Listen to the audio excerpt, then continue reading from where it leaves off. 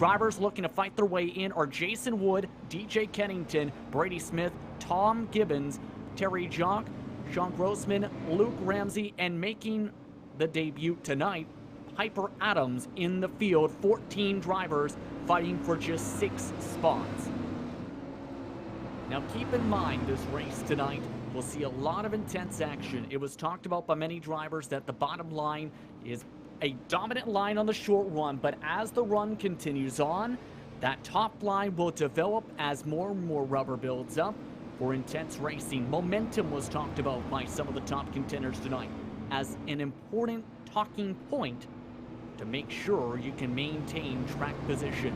Oh, and by the way, that track position, very vital, because the field was tight in practice. 0.6 of a second, just under that mark, separated 1st through 34th. And their fastest times on the board. Most of the field set 16 2s and 3s in practice. And with the track continuously getting to late afternoon and early evening, those times increase by another 0.2 fold to get into the feature tonight. 1 to go on the iRacing official pace truck. 13 laps to go when the green flag will fly from the last chance qualifier. Stoddy is currently in the lead. Zardo on the outside to row 1. Spencer Walt, Del Riva, Dewar, Grover in the top 6 positions. The 17 machine in control of the field when the green flag waves once more. Already 2 caution flags in this LCQ. We'll see how this next stint goes. Green flag is out. Back underway for racing. Stoddy on the gas. Back into turn number 1. Spencer Walt tries to run around the bottom side along the white line. Zardo pushed up the top side, drops to 3rd. Del Riva tries to dive his way for a top 3 spot. Bounces around the bumps in the exit of 3 and 4. Top 4 tries to single file out and does. First side-by-side battle. Jamie Grover side-by-side with Jay Dewar as they fight for one of the final transfer spots in the race. Stoddy setting the fastest times of the race so far tonight in the 16.1s to 16.4s in this book. Contact in the mid-pack. Caution flag is out. Multiple drivers stacking up. Hard hit for Jay Dewar. Caution was out for Piper Adams, who went around at the very back of the field. And some of the first competition for Adams on iRacing, should note. And ends up accidentally collecting a couple drivers in the process for caution number 3. Now, it's talked about, it takes a lot of time to get used to the iRacing sim. Some drivers have to take longer than others to adjust. This is what happened after Adams had trouble in 3 and 4. Everyone bunched their way up on the bottom side of the white line in a 4-car stack-up. Jay Dewar got the worst of it. Everybody else, for the most part, avoided it. Terry Jock in one of his first races as well, with a very hard hit as well to the inside wall, trying to avoid the contact. 70 machine now done for the night after that situation, but now 13 drivers still remain on the circuit.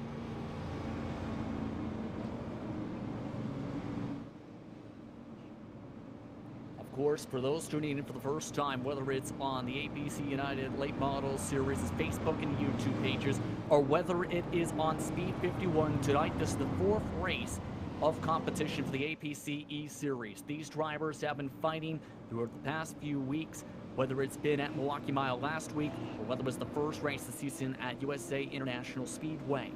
These drivers have been having some intense battles across the field tonight. Question's going to be how will the racing fare out the rest of this LCQ. The green flag flies, so it'll be about 6 laps to go for Stoddy to hold on to a transfer spot. Spencer Walt, Zardo, Del Riva, Grover, and Jason Wood now are in your top 10 positions on the circuit. Now, I was talking with a couple of the drivers in preparation for tonight, where Five Flags, for those who are seeing racing for the first time here, is a tricky track where it's completely different 1 and 2 compared to 3 and 4. Turns 1 and 2, very smooth.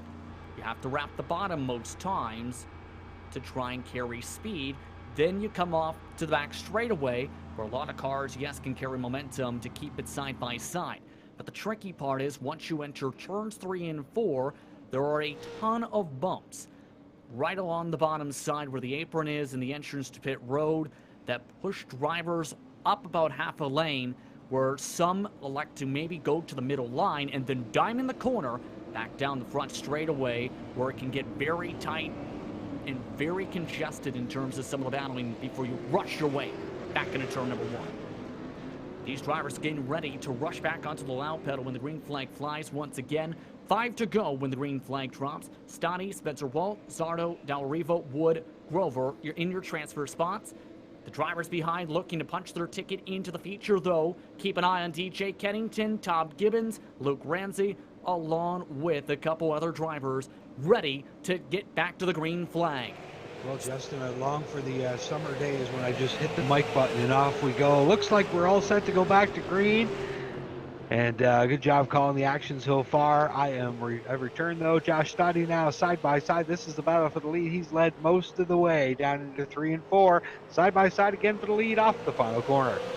Stoddy still side by side. Spencer Walt trying to battle up on the top side. Gives the squeeze. Stoddy hits the gas near contact. Back down the back straightaway. They rumble. 3 to go this time. Oh, in trouble in the back of the field. Kennington and 3 other cars spin around. We stay green. They get back rolling, going back into 1 and 2. Couple drivers who were in the power rankings this week. Racing down the backstretch now is the 29 machine of Grossman up and Truck, and Stoddy has taken over the lead now. Fighting back on the outside. Stoddy will close the door up high. Spot contact. Spencer Walt. Him and Zardo spin to the inside, and this could cost a feature position for both of them. Unbelievable timing for that. First green-white checker triggered on the racetrack. Multiple drivers who were locked into the show, including Lane Zardo and Rick Spencer Walt, now deep in the field after contact down the front straightaway. Spencer Walt just got in trouble off of turn 4, and that's where it began. We'll see on the replay just as soon as that pops up. Here they work through 3 and 4. Spencer Walt on the high side. Zardo giving him plenty of room, and yeah, Rick Spencer Walt lost it, and as he was trying to gather it, Zardo was there, and the pair make contact, and this shuffles everything. And mind you, too, we've seen Grossman get back going right in front of the leaders just about. That shuffled up the leader itself. Del Riva took the lead. Stoddy is now in second position as Stoddy tried to make sure he didn't make contact with the 23 machine. It actually got really loose in the process right as all of those drivers were coming up turn 4, Jamie. Yeah, you see Rick Spencer Walt now making his way to pit road. And this puts Luke Ramsey in a position to possibly transfer for the first time in his iRacing career with the E-Series. Luke, our marketing director for APC and Canusa Auto Parts, the Auto Parts Center, and one of the big proponents here with the APC Late Model Series. So I put a call out to the 34, driving a paint scheme in honor of his late cousin, Jamie Ramsey. And how about that? The boss up into a transfer spot right now. And the guy that's going to be trying to knock him out, Jay Dewar in the 43. We'll put a shout out to Dougie Dewar. I know he's watching live from home. I talked to him earlier on today. He said he was all ready to go and cheer on that Once Upon a Child 43. But how about out front? You got Stoddy showing the way. He's led every lap so far and should be a dandy. Should be interesting when this green flag drops again. The lights are still on top of the iRacing base car at the moment. But many drivers on iRacing, as what was in the real world, love this racetrack because it puts on some intense battling. Some of the drivers I spoke with, in fact, Jamie, compared the real-life equivalent on the APC schedule almost to Sunset, just a little bit bigger. But in real life, hosts the Snowball Derby. Lots of hard battling can happen at this racetrack. Lots of side-by-side action. I've never raced on either one, but spectating-wise, the view you get in the grandstand here, it just reminds me so much of Jacasa or Speedway. But I think it's the total opposite, Justin, where Delaware's got the bumps down the straightaways. This place has got the bump in the corner like Kentucky before they repaved, that kind of thing. So we're getting set to go now. Stoddy on the high side. trying to win the B main off 4. They run, but the 74 will get the jump, lead them down into turn 1. Stoddy, prime time, tucks into line in second. Grover goes third. Looks like Gibbons in a transfer spot. Jay Dewar has picked up a transfer spot back into 6th. White flag is out for the last chance qualifier. Del Riva and Stoddy looking to try and find contact for the transfer spot. Jay Dewar gets sent around. 4 other cars stacking up on the exit of turn 2. Battle for the final spots is on as everyone slides. Checker flag, Del Riva wins the LCQ. Stoddy, Grover, Gibbons, Ramsey, and Spencer Walt all advance as the rest of the field stacked up in the entire backstretch. How about Rick Spencer Walt? Looked at a possible trip out of the power rankings, makes the pit stop, fixes some damage, survives, and transfers. And the 74, a strong win for Eric Della Riva. Yeah, that was a wild one. To try and battle for the LCQ, you had the trouble that triggered the GWC, but then you had all that how do I put this?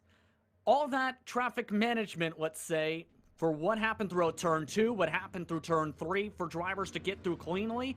For them, if they were able to avoid the contact, they were able to make it to the show. That's what Spencer Walt did to get that final transfer spot after all the trouble, unfortunately, for everyone else. Very entertaining, though, let's say that.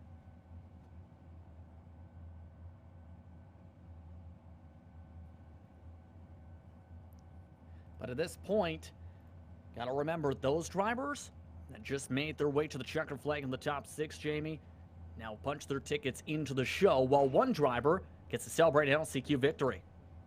Well, we'll welcome in Eric Della Riva, driver of the 74 machine. First of all, congratulations on a big B main win. Thanks, guys. Tell us a little bit about your background. I know you haven't raced in the APC Tour as of yet. You're just getting you're ready to get your APC Tour career underway in 2020. Tell us a little about our B main winner here tonight. Yeah, ran a mini stock for Spire Racing the past few years, mostly at Flamborough Speedway, but ran a little bit at Sunset as well. And sort of when I started oval track racing, the goal was to eventually get to the APC series, and so going to try and make the jump this year. Obviously, chomping at the bit to get outdoors and do it in real life, but hey, no better way to enjoy the off time we've got now than do something like the iRacing. Yeah, I haven't been on in about 5 years, but when you guys decided to put this on, I jumped at the chance to get involved, and I think we all appreciate it just for something to do and something to look forward to during the week while we're all, well, not all of us, but some of us are sitting around not doing too much. Obviously, Five Flags, like not a whole lot of other tracks we have around here. What's your impressions of it? What do you compare it to? What do you like about it? What are you struggling with? I am struggling actually. The past couple of weeks, I thought I ran a little better, but my internet's been kind of giving me some headaches, and it seems to be cooperating today. But yeah, just it seems like it's a difficult place to get around for me, so I'm just happy to have made it in the show. Well, we'll let you grab a quick drink of water or whatever you got going on there and get ready for the B main. Eric Della Riva, congratulations, and we'll look forward to seeing you a little later on. Thank you.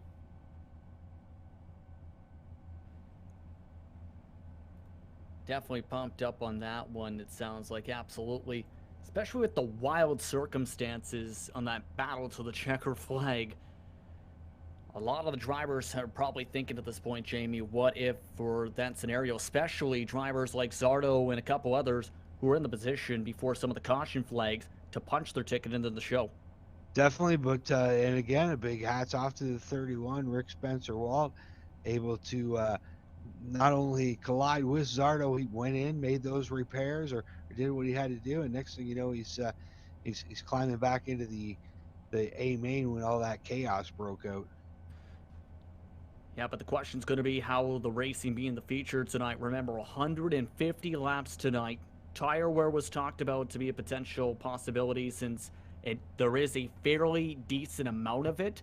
Some drivers expected based on how they did in practice throughout the entire week in preparation for tonight, but they expected there to be more and more grip buildup as this race goes on because, of course, a later evening start time, and the track has cooled down more and more since the start of practice. For the drop of the green flag in a couple minutes for tonight's feature. Yeah, it's going to be interesting. We'll welcome in our second place finisher in the B main, Josh Stoddy Prime Time. Tell us about that 17 machine. That virtual car was running stout tonight. Yeah, it was running pretty good. We kind of got caught up with that lap car of the 29. Wasn't really sure if he was going high or going low, and it kind of messed up a few of us. But yeah, we made her in. Hey, you're in the power rankings, sitting in the top 10. You've had a pretty good off-season virtual season here. Tell us about your year as a whole here. Yeah, I mean, I think we've been lucky just kind of staying out of everything. This is going to be a tight race, good one for fans to watch, but just trying to stay out of trouble and be there at the end is the main thing right now. Justin and I were talking about kind of what this place is like. You tell us from the seat. I mean, it's got the shape and the size of Jukasa. It's got bumps in the corners like Kentucky. Tell us about how you're getting around this place. I think for a virtual standpoint, you pretty well got to hit the same line going into 1 and 2. You got to get it down to that white line. If you don't, then you just lose so much time coming up off a 2. But yeah, for sure, it's a picky track. You almost just got to hit that same line every lap. So I still got a ton to learn. These guys have a lot more experience than I do, but we're out here having fun. Well, we'll let you get ready for 150 laps of feature time. Thanks for joining us, Josh. Yep, thanks a lot. Going to be interesting when this green flag flies tonight here, Jamie, for how he does this evening. But man, oh man, was qualifying very quick and very tight. Top 10 separated by just over a 1/10 of a second tonight. Yeah, and you got the usual culprits up front. How about Jordan Lawrence? A couple of podium finishes. Climbing to a pole. He was a pole winner a couple times on his rookie campaign in 2019 in the real deal, the APC United Late Model Tour. Trayton Lapsevich obviously came within less than a mile of that first eSERIES win on the APC eSERIES Tour. He'll start on the outside of row 1. Dale Shaw getting that first win last week. 31 of Jade Franklin. Good run for him last week. He finds himself 4th in qualifying here today.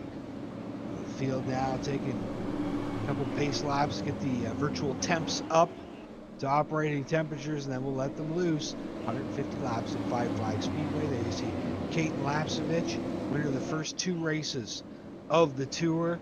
He'll be rolling off 5th here today. He will be tough. One to watch in that 76 alongside him. Little Ray Morneau in the 03. They make up row 3. The pace truck off. Justin, we are set to go. 150 laps, Five Flags International Speedway in Pensacola, Florida. Good launch for the leaders. Back into turn number 1. Joe Lawrence rides the bottom side. Trayton Lapsevich on the high side. Down the back straightaway.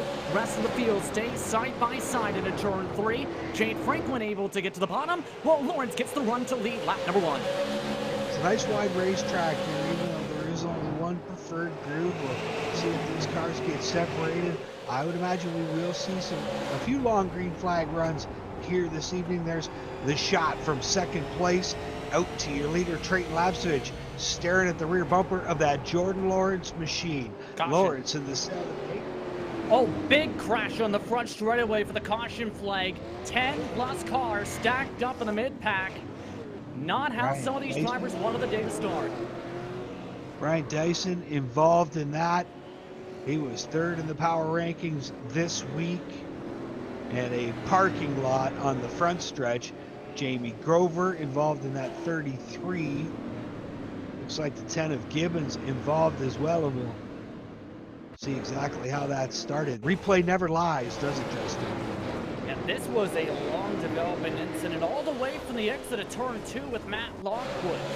Lockwood at first off. He's playing the outside ball, Jamie.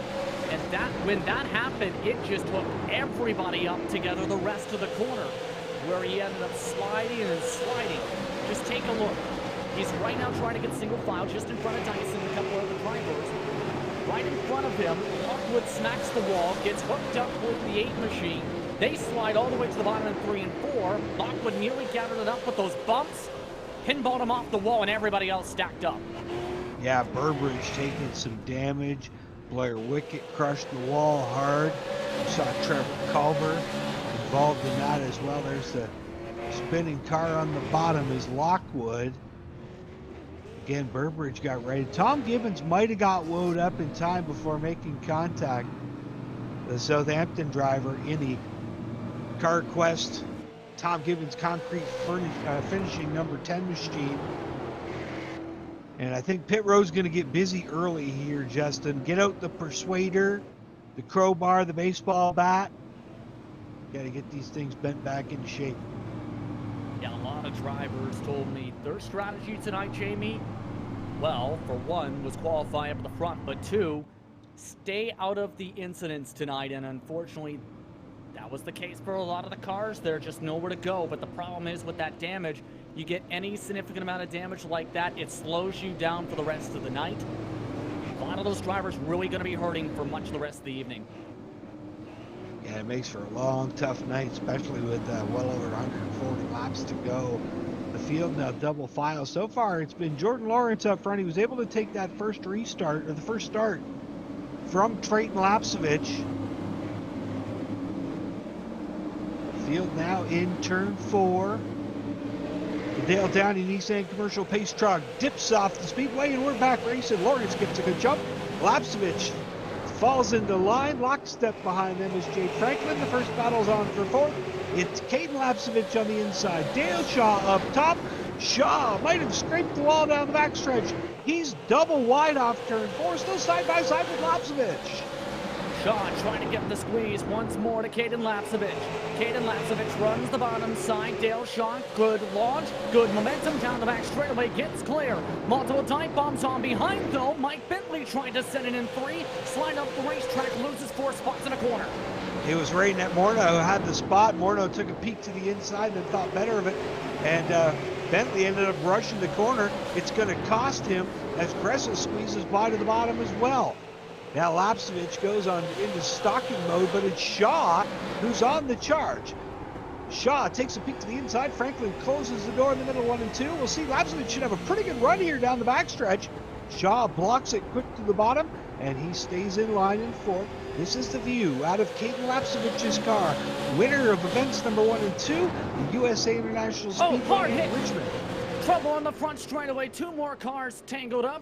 Carson Nagy, more cars stack up. Multiple others collected as the Nagys get hooked up with one another coming off turn 4. Nagy gets rolling now, but damage early and often. Yellow flag number 2 here on lap 12. And this is not 100% the latter Nagy's fault.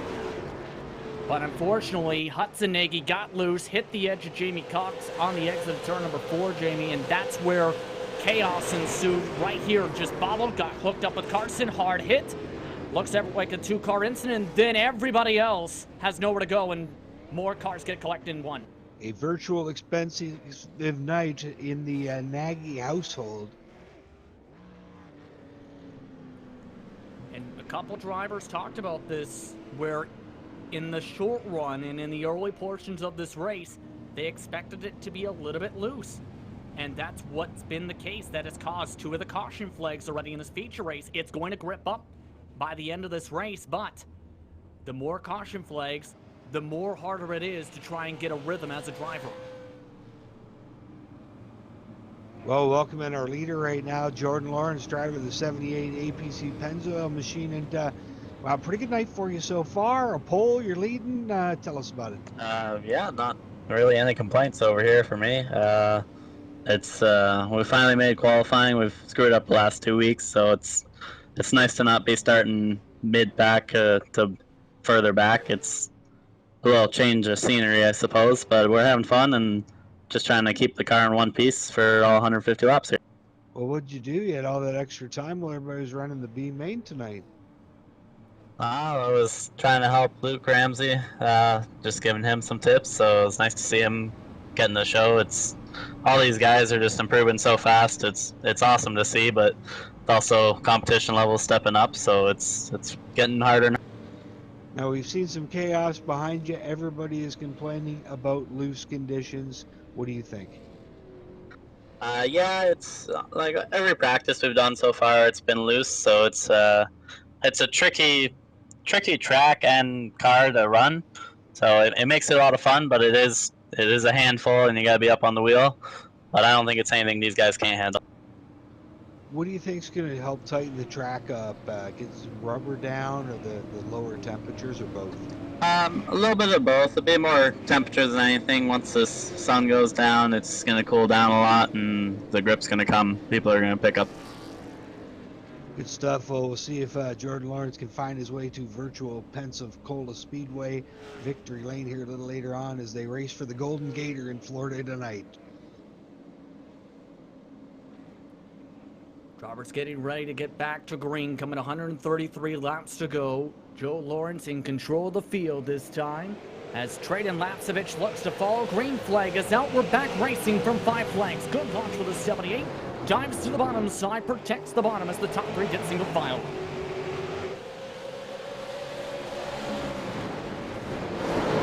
All kinds of congestion amongst the top drivers. Already 2-3 wide for fifth position. Caden Lapsevich gets bumped. More contact. Caution is out. 4, 5, 6, 7. Pickup sticks as they all stack up in 1 and 2.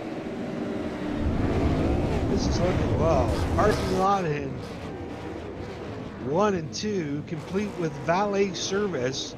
Rick Spencer-Walt, he's been tough on equipment tonight. Grover gets going.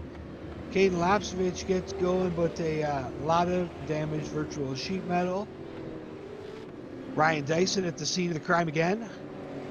And a lot like race number 1, Justin, One Groove Racetrack has proved to be pretty challenging here in the early going. Indeed, but coming up on May the 2nd, Speed 51's getting ready to hold the Palmetto Invitation for pay-per-view. Should be an entertaining event. And speaking of what's going, speak.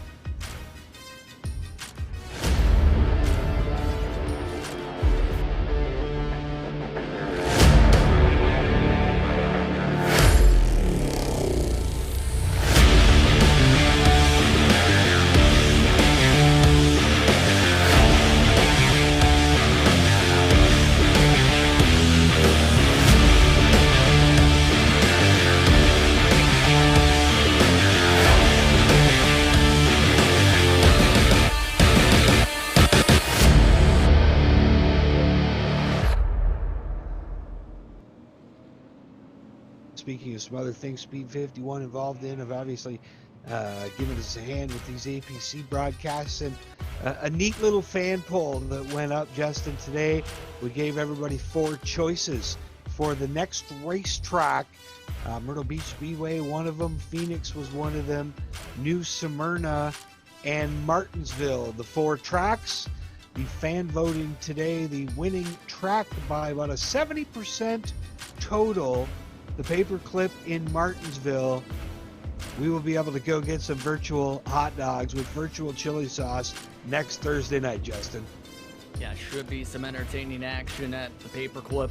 Potential for a lot of bumping and banging, though, just as the nature of Martinsville.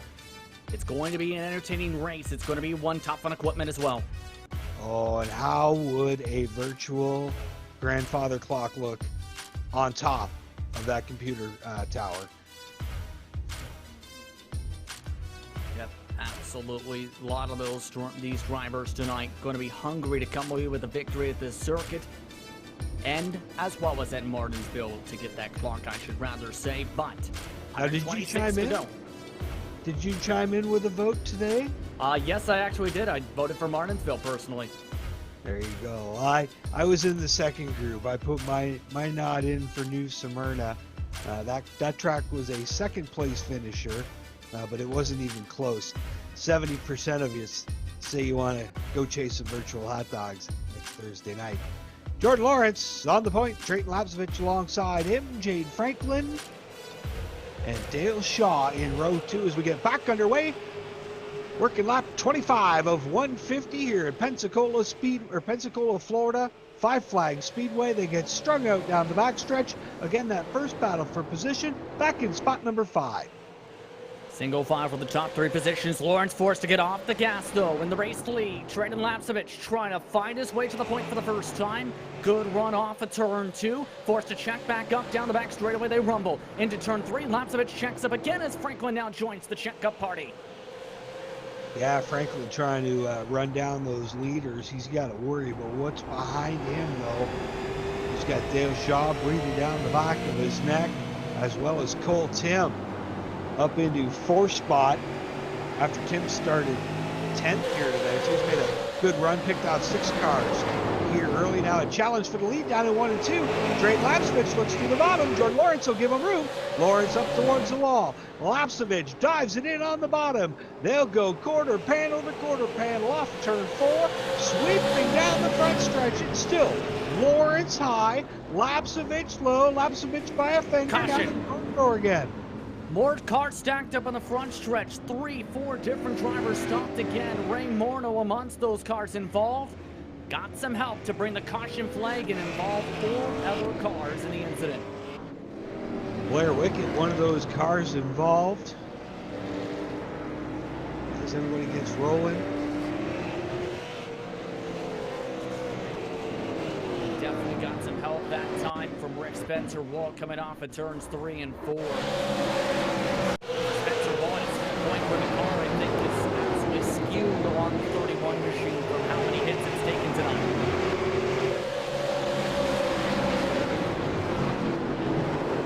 Let's not even count what he did to that piece in the main. Oh, you can see Rick Spencer Walt just pretty much hit Ray Morneau right in the middle of the rear bumper.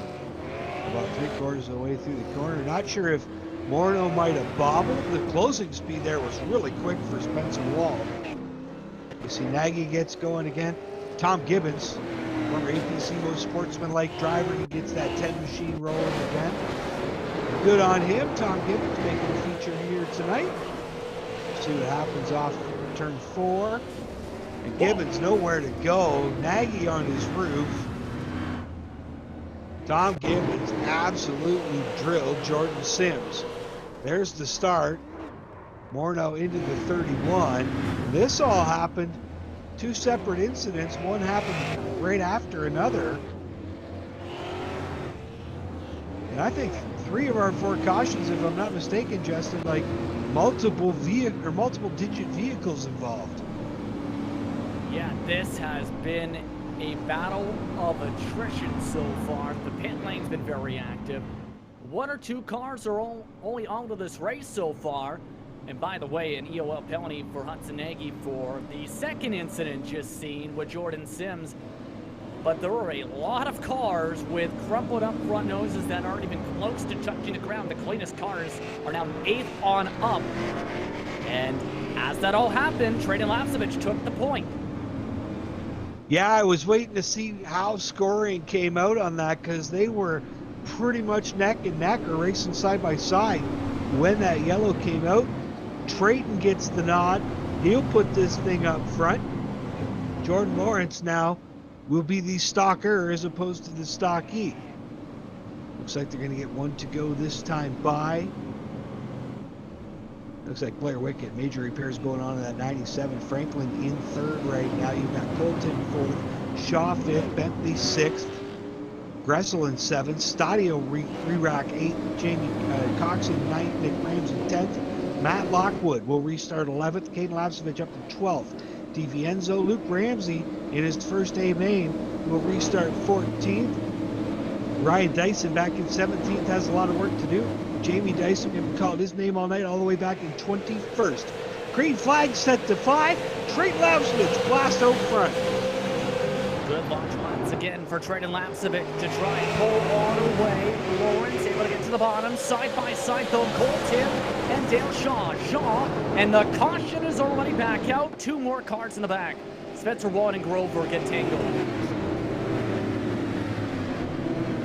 That was quick, Jamie. Didn't take long. This is proving to be a tough place to get around. And a couple drivers I spoke with expected it to potentially have some attrition in play because of the tight quarters racing seen on this racetrack. We've seen some of the nature of that so far tonight. Spencer won a steep suspension. And bye-bye. Grover gets the contact.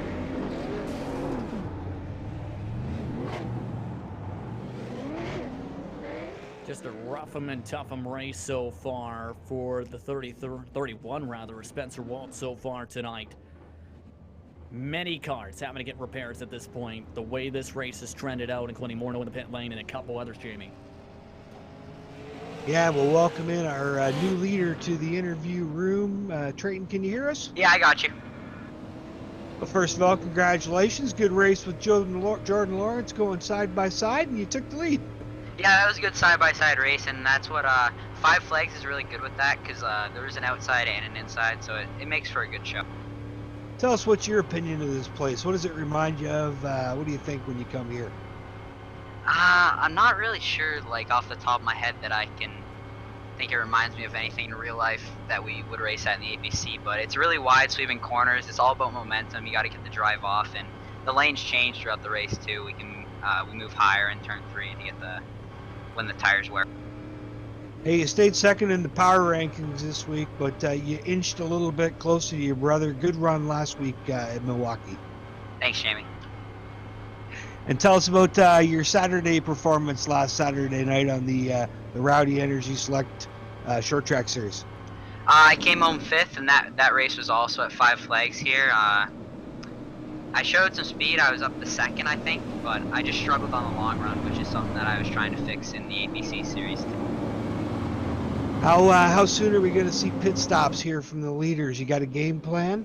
I think it's going to be as soon as we get at least like a 20 or 30 lap run in, because there's no sense in pitting if we just get 5 laps in at a time. The tires are still fine.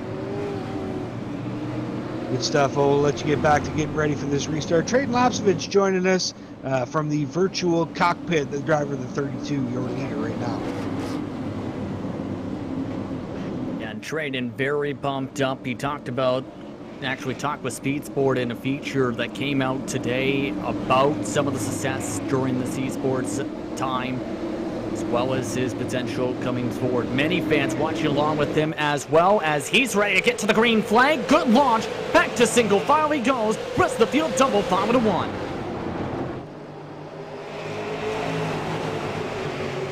Down the back straightaway, Trayton Lapsovich rumbles his way back into turn 3. Joe Lawrence back to single file. Jade Franklin tries to shove off Dale Shaw. Does. Single file to the top 4. Still side by side for 5th. Bentley trying to find on the high side. Cole Tim on the bottom. Bentley doing all he can, but it's North Carolina driver Cole Tim on the inside. Tim shoves him up just a bit. You've got Stoddy beating down the back door as well. How about Andrew Gressel, the Sable Beach Road Warrior, having an impressive outing here tonight, up into the top 10 in that 81. Gressel, one of the fastest cars in practice tonight, trying to rumble his way into the groupings. Bit of contact from the back, though. Got a little bit of a shot from Bentley off turn 4. Bentley gets by Stoddy, back to single file. Back into turn number 1, they go once again. Rest of the field, single file, except for Ramsey, side by side with Jamie Cox for 9. Well, Bentley looked like he bounced that car off the wall last trip and a half ago down the backstretch. Stoddy on the charge now. Here's the view from Bentley looking forward at the Road Warrior Gressel. They work down the front stretch into turn 1. Bentley doing battle with Josh Stoddy right now, side by side, right behind them. It's Gemmel on the outside. They work off turn 4. Shea Gemmel gets hit in the left rear. He's going around, wreck on the front stretch. Caution flag is back out on the speedway. Ramsey may have just had the luck of the race outside of the contact from Cox. Did not hit anything else. In fact, Cox outside of the slight tap didn't even hit him a second time. Ramsey's car completely clean after the spin. I apologize. I got the wrong car there. I thought it was Gemmel. It was Ramsey that was racing, and he got tapped in the left rear. Luckily, it didn't turn into a 10-car pileup, and luckily, not a lot of damage to that 07 machine. Good job after contact by Gemmel of getting on the binders and not hitting Ramsey again. Nick Ramsey, he had a busy weekend last weekend, Justin. Him, Mike Olch, and one of Ramsey's teammates at Delaware Speedway, driver of the Brandy Point Superstock, they competed in a 24-hour race virtually at Nürburgring on the weekend. Said he got a lot of sleep after that one was done. You can see the 07 now on pit road. Looks like he's taking some fresh tires. Nick Ramsey currently 21st.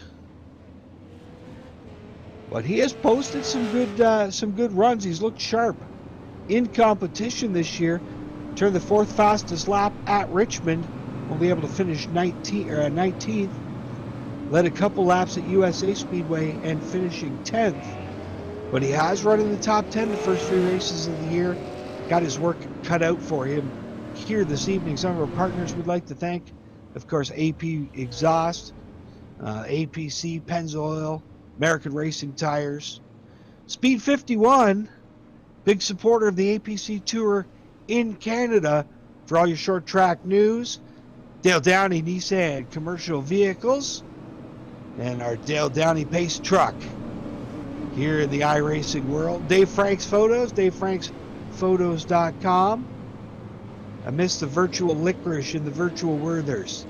Dave miss hanging out with you at the racetrack. Our Expression Studios, Federated Insurance, some other sponsors of the APC Tour. 5-Star Race Car Bodies and Ford Performance. Also like to thank, of course, Crysdale Racing Enterprises, one of our biggest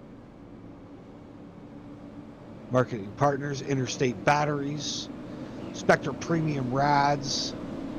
As the field circulates here, 50 laps in the book. London Recreational Racing, Mike Schmidt and the folks over there.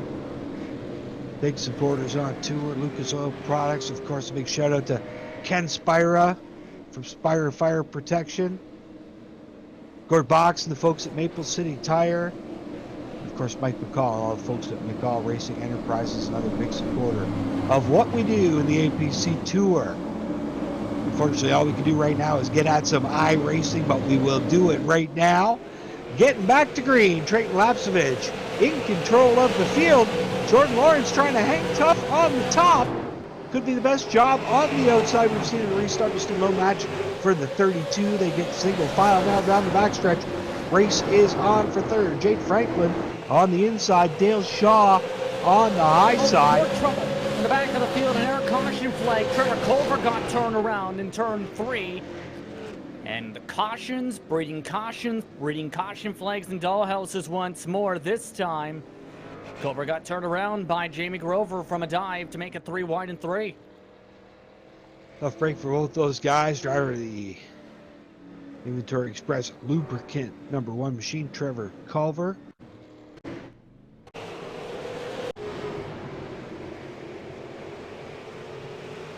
And watch the 33 here on this replay here, and you'll see lots of speed and right there, too hard of corner. He must have had brake fade there, I think. Jamie Grover getting in pretty deep, turning Trevor Culver around. Yeah, Culver at the very least getting some more bumps and bruises on the race car here. Still 96 laps to go in this race so far. And a few fans talking about this across the social media platforms, Jamie. Of course, we talked about the Snowball Derby taking place here in real life each and every year. It's a track that attracts many drivers, especially in the super late models, to see if they can make the show. And a couple of the drivers have tried it in the past here in the APC series, have they not? Yeah, there's been a few guys, APC drivers, that have tried to make the show. Dale, I mean, let's welcome in Dale Shaw, running up inside the top 5 winner last week at Milwaukee. It's got to be a dream, I would guess, for every short track driver to go race the Snowball Derby, right? Yeah, I mean, I'm not even nowhere close to that in a lot more ways than one, whether it be budget or having a race car to actually physically do it, and with the rule differences and stuff. it's a very far off dream, but it's a beautiful racetrack. My dad and my uncle went down a few years ago. They're dreaming of going for sure, but I don't know. Maybe we'll get there one day, but it is a beautiful racetrack. Hey, what do you think of Milwaukee? You think that's a beautiful racetrack too? Yeah, you know what? I would love. Now, I guess Ducas is what, 5/8. Milwaukee's a mile, so I know not really comparison. But I would love to try an even bigger racetrack with a pro late and you get into drafting and stuff like that. I think that would be pretty cool. Tell us about your evening here tonight, running inside the top 5. You got something for them up front? Just trying to stay out of messes. I don't know if you remember last week I said you just got to ride around and find a safe spot, and I haven't quite found a safe spot yet, but just trying to ride around and not touch anybody and be there for the last 50. In my short iRacing career, I found out there's a direct correlation between your finishing and how much stuff you hit. Yes, correct. And last week I didn't touch a car till the last lap, so hopefully I'm going to try and do that again this week. You gonna be able to take this thing to the front now, or is it going to be a wait-and-see approach here? I've been waiting to see, but we're going green. I gotta go back to my other thing. I'll talk to you guys later, alright? Oh, now we're delayed. We can keep talking. Never mind. Never mind. Yeah, so the plan is to ride and stay out of trouble, but, I mean, if it opens up, I'll try and go to the front, but... What do you think of this place? All the bumps in the corner, lots of character. Yeah, I was talking to Justin about that today. With 1 and 2 being so smooth and the bumps in 3 and 4, you can actually pinch a guy down in 3 and 4, so it makes it a little bit racier. Well, I know you're getting set to go. We'll pop you back in your channel, and you can have at her for the rest of the night. Thanks, boys. Talk to you later.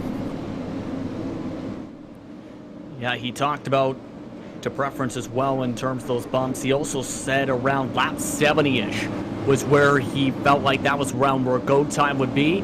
Still stuck on the top side, though, for the green flag this time. Off and away goes Trayden Lapsevich. Joe Lawrence up on the outside. He's stuck now with the battle with Jake Franklin for second position in 1 and 2. Everybody else stays double wide as they continue to try and squeeze down the backstretch. We're still on for the runner-up spot down into 3 and 4. Jade Franklin flexing his muscle on the bottom. Maybe a little virtual contact with him and Jordan Lawrence. And those guys behind him rack stacked and packed, nowhere to go. And now we got a car loose. Dale Shaw, I believe, contact with the fence. I'm not sure how it started, whether it was on his own or somebody got into him. But he gets the 83 turned around, and tough break for your winner from Milwaukee last week, now all the way back in 21st spot as he gets rolling.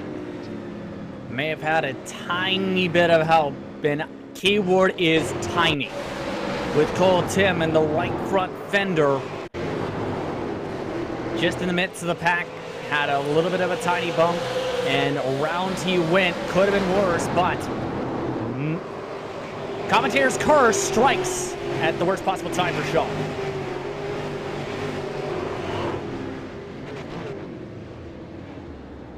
Said himself too. He didn't feel like he was quite safe in that position, Jamie. We've seen the answer come quickly, and now he gets the privilege of taking fresh tires at least. Well, it could work out well depending on how this plays out, pit stop strategy and all.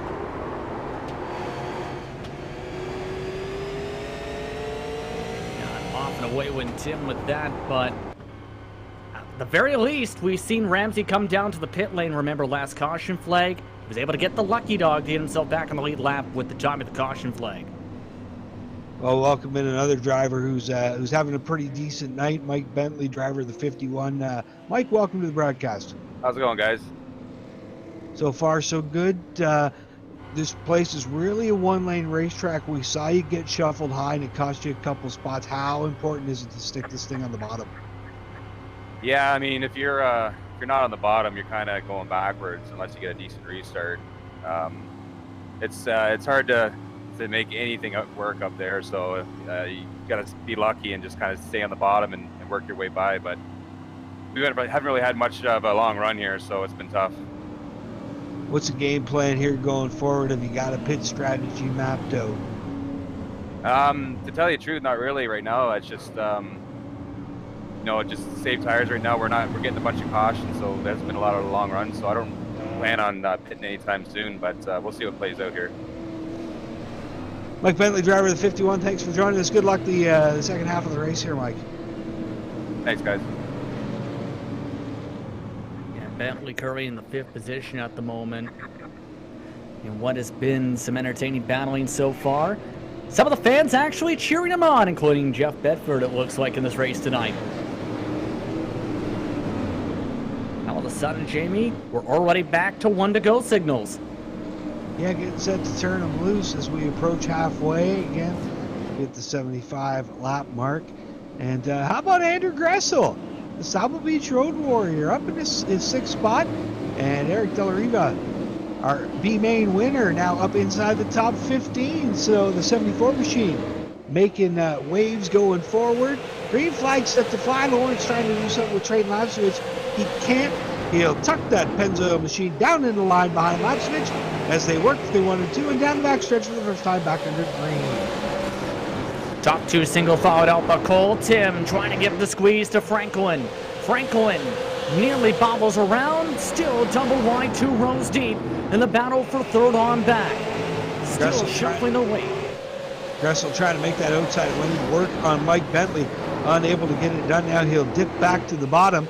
He's got company behind him. How about Caden Lapsovich in the back of the pack? Oh, Lapsovich had to get hard on the brakes there. That's the 51 of Bentley up the speedway. Good save by Lapsovich to not run it over. Oh, the 81 now into the 81 into the fence. He's all over the place. Bentley finally turfs him out of the way in 3 and 4. Lots of bumping and banging down the front straightaway. Tyler DiVincenzo tries to now follow through Caden Lapsovich underneath Andrew Greshel to try and move up the running order. Greshel still forced up on the top side. DiVincenzo using the bumps to his advantage, can't get the run off the corner. Ryan Dyson now joins the fun from the back of the pack.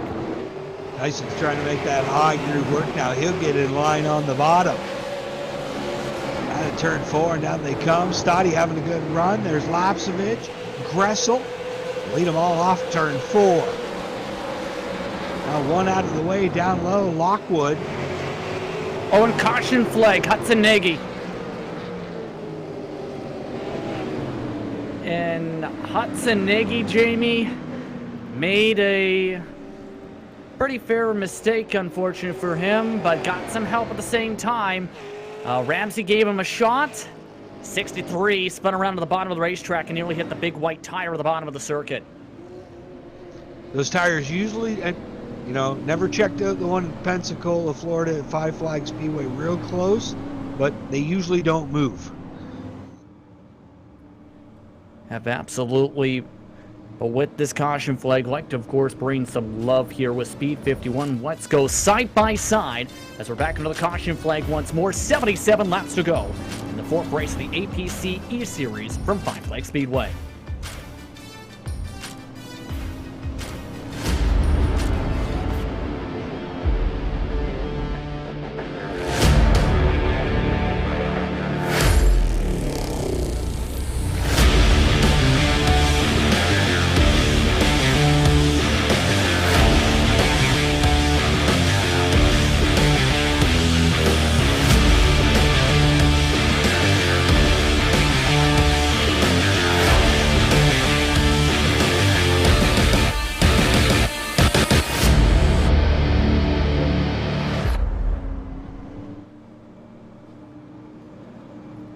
Big names coming up in that one. Welcome back, ladies and gentlemen, as well from the big names from the virtual world. They get ready to get back to racing for the APC series, coming now to 75 laps to go. This time by in the lead, Trayden Lapsovich, Joe Lawrence in 2nd, Jade Franklin, Cole Tim, Mike Bentley, your top 5. Josh Stoddy is in 6th from the LCQ, mind you. Caden Lapsovich, Andrew Greshel, Tyler DiVincenzo alongside Ryan Dyson in the top 10. It's been fun so far, Jamie. Despite some of the attrition, it's been some good battling. Some good racing, especially up front. Those top 6-8 guys have been able to keep it clean. Lapsovich did get one. Shaw got another one. How about the drive by Caden Lapsovich? Got involved in that earlier incident we just referred to. Has wheeled it all the way back now up into the top 5, and at 76 is lickety quick, winner of first two races on the eSeries this year, USA International Speedway in Lakeland. as well as at Richmond Raceway, the 3/4 mile in Richmond, Virginia. The sad thing is, though, he's got a lot of damage to try and overcome. Had the same thing happen at Milwaukee Mile after that crash in turn 3. So we'll see if we'll be able to overcome that damage to try and battle his way through the pack. Well, we'll see if any of the other cars up front get damaged. We'll see. Guys like Dale Shaw might be in a good position now. Should we get a long run, we get some tire fall off, and these leaders are forced to pit. The track position game, we'll see as we work our way towards complete sunset here at Five Flags Speedway. You can see that sunset in the distance. The straight laps, it takes off here again on the restart. Jordan Lawrence in the line in second. Battle on for third. Jade Franklin, who's been up in the top 5 all night long, having a great run in that 31. Mike Bentley, Cole Tim doing battle behind him. Now, Tim will swing down to the inside, close the door on Bentley. The top 6 run nose to tail. First side-by-side battle, Stoddy, and he just knocked somebody into the fence. Andrew Greshel was the man who slammed the wall hard in the Ford Fusion. He keeps on rumbling. Back to 9th position as Jamie Cox gives him some space. Back to single file now for the top 10 positions. Keep it on Dyson. We talked about him involved in the first caution flag of the race. He's fallen behind in 11th position in 1 and 2. Trying to keep that 28 healthy for the run to the end. You can also see just behind him, Dale Shaw's already picked up a bunch of spots. Up to 17th now after being involved 2 cautions ago. Now Cole Tim, he's got Franklin rooted off the bottom but can't close the deal. He'll tuck back in line down the backstretch. Cole Tim on the assault in the 57. Now takes a look to the bottom of Franklin again. He's got a nose in there. Franklin tries to close the door. Tim keeps his foot in there. Shuffles Franklin up the speedway. Tim to the bottom. But how about Franklin, like Dale Shaw said, able to get that run on the high side in 1 and 2. Indeed, it's making it difficult to try and ride the bottom of the pass. Cole Tim tries to nudge him off the bottom. Can't do so in 1 and 2. Back to 3 and 4. Big boy block from Franklin. Tim tries to dime in the corner. Gets a bit of a run again down the front. We'll see what happens as the sun goes down. This time Tim stuffs it in there. Franklin, no choice but to get that 57, the bottom groove of the North Carolinian to the inside. He's got position now down into 3 and 4. Caution. Here's where he should be able to pull it off, but he can't. He's going to be stuck behind Franklin again as the yellow comes out. Luke Ramsey backwards on the racetrack and still going backwards. 21st position, slammed the wall hard and can't find a hole to get back going. This looked like a bit of a driver mistake. Take a look towards the replay here, presented again by 39 Productions. Great work they've done so far. Bring us the coverage here on Facebook, YouTube, as well as on Speed 51. Just slams into the outside wall, too much gas on corner exit, and just can't get back going, even went backwards for a couple of seconds. Tough break for the boss. Looked like he just ran out of talent off turn 4, and that was the end of that. Let's open up the pit window, though, because many drivers have not pit in this race up to 86 laps. Majority of the field coming down for tires because of the time of the caution flag. Stoddy got out quick. Not sure if maybe the 17 car took 2 and Jordan Lawrence able to get out front. Yeah, they definitely took some 2 tires in the group. Yeah, they took some 2 tires in that grouping. About 7 to 10 seconds quicker pit stops for Stoddy, along with a couple other drivers, going for the track position game. Off and away. Stoddy takes off. Some cars still coming in. And Josh Stoddy was gone in that MEI paving. Cooperators sponsored number 17. Tire Master APC. Some other backers on Primetime Josh Stoddy's number 17 machine. And a 16.2, a fast lap for Stoddy. He's right in the middle of the fast lap range for these guys. Could this be the call that does it for him? And you'll see here, could have been a blessing in disguise, Justin, for Dale Shaw. Just a couple caution flags ago, Jamie, he took tires. Actually took him a couple times after his spin. Said, you know what, I'm in the back of the field, may as well get the freshest tires. Guess what? Got the chance to stay out. Only on about 13, 14 total laps with the pace laps on those tires. Jordan Sims also taking the gamble. Nick Ramsey also taking the gamble. But on 42 lap old tires, everybody else pit. Field getting assembled behind the pace truck. So Jordan Sims up front. The front three did not pit. Stoddy took 2. And then the gang all behind him all took 4. There might have been some other guys that took 2 and advanced some spots, but Lapsevich, Lawrence, that whole group on back, majority of them taking 4 tires.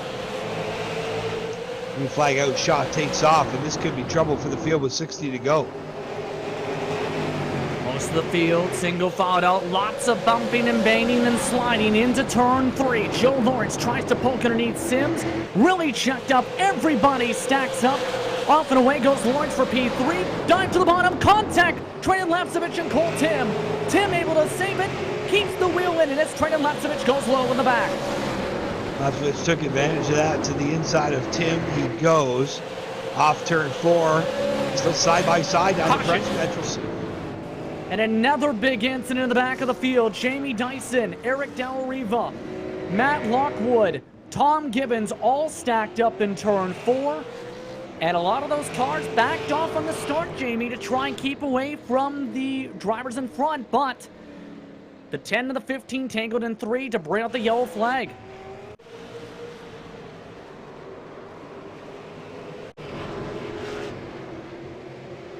Get a quick look on the replay here, Justin. You see Lockwood to the outside of Gibbons, and Gibbons just drove into the back of him and then got cleaned out from behind by the 74, who then got tagged by Nagy. It was a full-on pinball down in 3 and 4. A little over 50 laps to go. Welcome to the broadcast booth. Driver the 07 for Brandy Point Racing, Nick Ramsey. Nick, welcome. Hey guys, how's it going? Oh, so far so good tonight, and especially for the 07, even though you spun out there, it looks like this could be a blessing in disguise for you. Yeah, it seems that way. Started deep in the field. We got up inside the top 10, went around, and got some fresh tires, but we're back up here again, see if we can hold. And my guess is you've seen pit road, hopefully for the last time this evening, barring a catastrophe.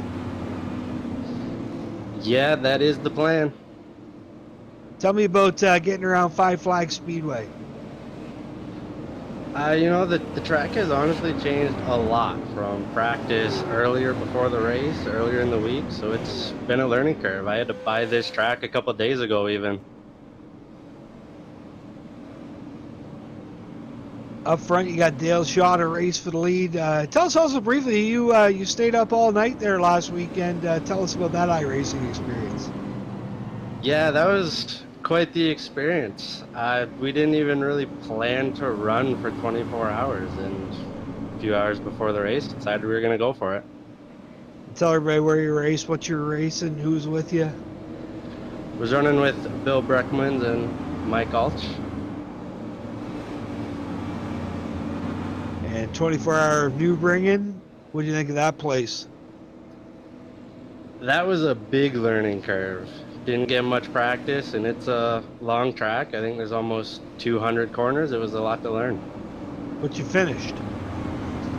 We did. We were running around.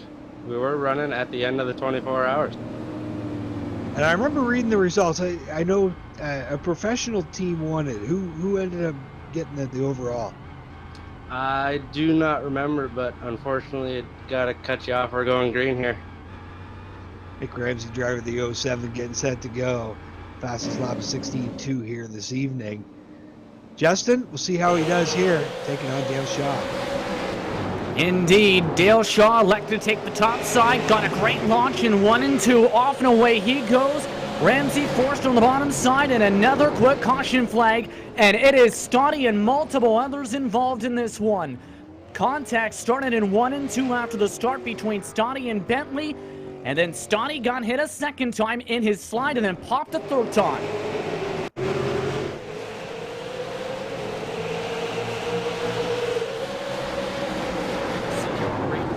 Just Bentley gets into him in the back of the corner. Good save, and then just as he gathered it up, Dyson comes and gets a shot. Oh, and then he got hit again. Got the hat trick. Got hit harder, and hardest. Fortunate Tough break. Yeah. Tough break for Stotty. He's up in the power rankings coming into this week. Oh, look at that thing. The back end's trying to pass the front going down the backstretch in some sort of modified turkey walk. Yeah, that suspension is completely demolished on that race car. He's going to be lucky to keep on going, if at all, at this point. I don't know exactly which piece is broken, but that would be incorrect because there are multiple pieces broken on that race car. Yeah, you're not doing well if you end up having that happen. Only time you can come out realistically with that is if you are in the final laps and you're just hoping to take the checker flag, Jamie. I don't think that one's going to limp 49 more. We'll see. Stotty's game. He's not giving up. Taking 4 tires, buffing it out.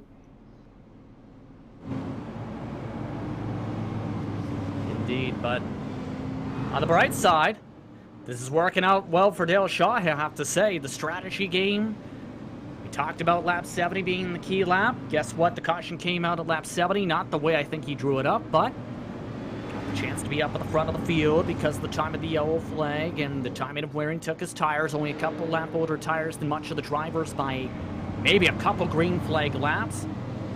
And he said it himself. The strategy was to qualify good, keep himself up towards the front, as well as for many others, as we talked about, stay out of trouble.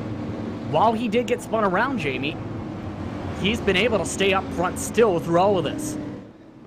Yeah, like I said, a big blessing in disguise for some of these guys. And I mean, Nick Ramsey, he might not have the car and fresh enough tires to win this, but if you remember when he spun out 40 laps ago or so, he was back in 21st, 22nd spot. So even if he comes home with 5th or 8th here, could limp to the finish. But guaranteed he's going to be going for it and trying to pull down the top 5 here, Nick Ramsey, in that 07. Dale Shaw, the leader, the controlled car. They work into 3 and 4 and get ready to take the green. Again, Ramsey on the outside of him, Sims and Lawrence in row 2. Green flag is out, back to racing from Five Flags. Shaw this time chose the bottom. Ramsey tries to block the bottom. Jordan Sims dived underneath. Everyone side by side, make it 3 wide into turn 3. Tim makes contact, huge slide for Sims. Caution flag is out as they pinball around. Everyone keeps it straight. That should have been at least a 3 clipper there, Justin. And somehow they wrinkled up a couple fenders and might have ruffled some feathers. Cole Tim tried to stuff it in, had no business. Got into the back of Sims, sent him up the speedway, into Nick Ramsey. You'll see it here. Sims keeps Ramsey off the bottom. Now here comes Tim to the inside with a head of steam down the backstretch, but not in there enough. But with only 50 laps to go, it was go time for Cole Tim, and he stuffed it in there. Sim bounced off Ramsey. Luckily, they all managed to keep going. Yeah, just barely got in there, if anything. He was more in there from that angle than he was from the overhead. Good job by Jordan Lawrence, weaving his way through there. But it's pucker time. It's go time. 40 laps to go. It's the time to lay them all out on the table. Sims sitting second. He's going to be the next one to get a crack at Dale Shaw. Yeah, that is something. Getting nearly spun around, gains positions from it. Again, though, he's on very old tires, mind you, 52 laps, and now they're really heated up and might be fairly angry. Let's put it that way on that race car. On the bright side, he gets to start on the bottom. Pardon me. We'll start on the top this time. We've seen how decent that top line's been. The downside for him, everyone on fresher tires has a chance to try and freight train him and Ramsey on the bottom. Well, the two tires did not end up working out so well for Josh Stoddy. Tim, one of those cars that took 4. Back on those green flag stops at the halfway point. First one with 4 tires through and up into 3rd. Ramsey 4th, Franklin 5th, Jordan Lawrence in 6th. Will Ray Morneau has fought his way up to 11th. Luke Ramsey, the boss, making his season debut. Qualified out of the B main, running 18th right now. Ryan Dyson, who was 3rd in the power rankings this week, all the way back in 19th. He has got some work to do in that 28 machine. Pace truck. We're ready to dive off the speedway, and we'll turn it over to the controls of Dale Shaw, who's going to take the outside this time. Shaw, former APC Series champ, gets the jump on the field. I think he wanted Sim behind him and not Cole Tim. That was that? Yeah. And Sim ended up taking Tim, almost parked there. And Ramsey almost put him in the rhubarb. Ramsey into Sim. Sim into the wall hard. And another yellow. And first off, smart move by Shaw to put the car on older tires on the bottom side, because make sure the drivers on fresher tires get held up more. But the interesting part was what happened in turn 3, because they went back to 3 wide. Ramsey just about got the run and just maybe thought that Sim would have been backing off a little bit more with the older tires for corner entry. Came across the front nose.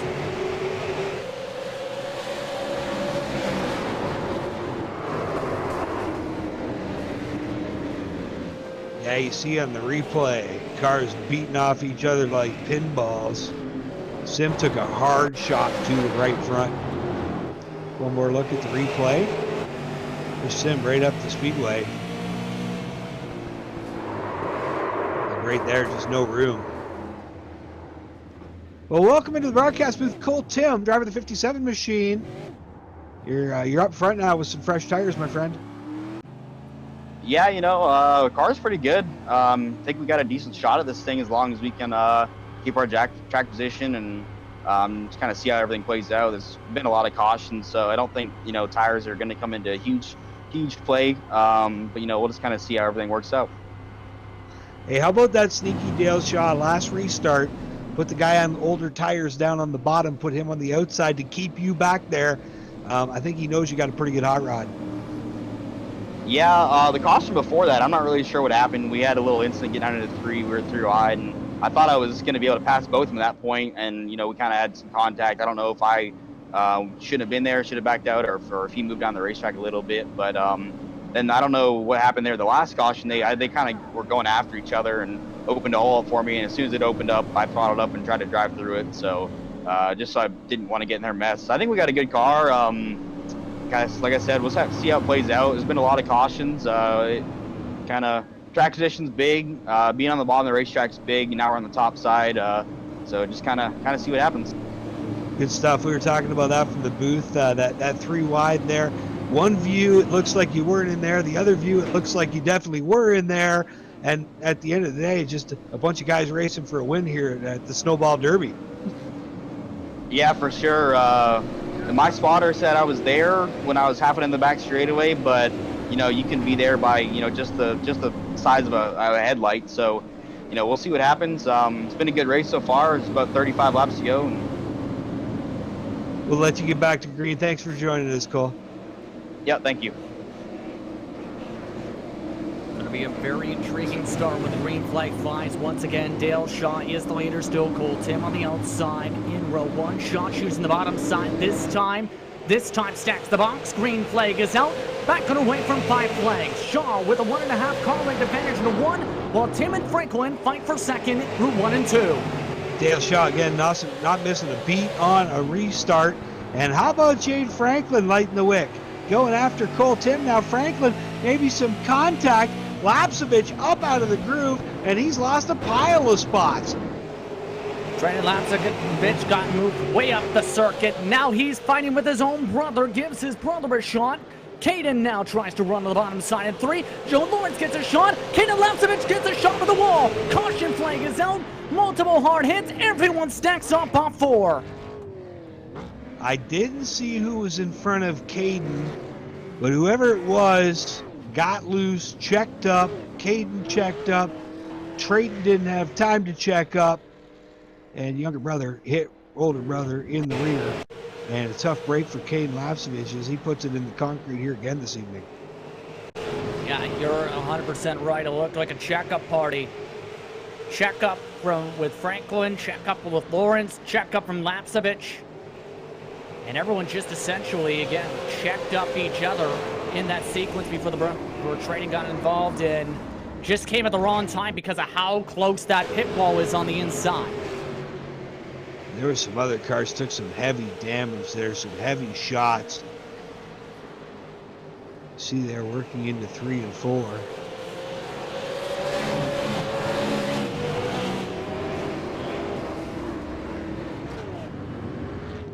Looks like even Enzo took a shot. Lockwood into the fence. Ray Morneau, damage on that 03.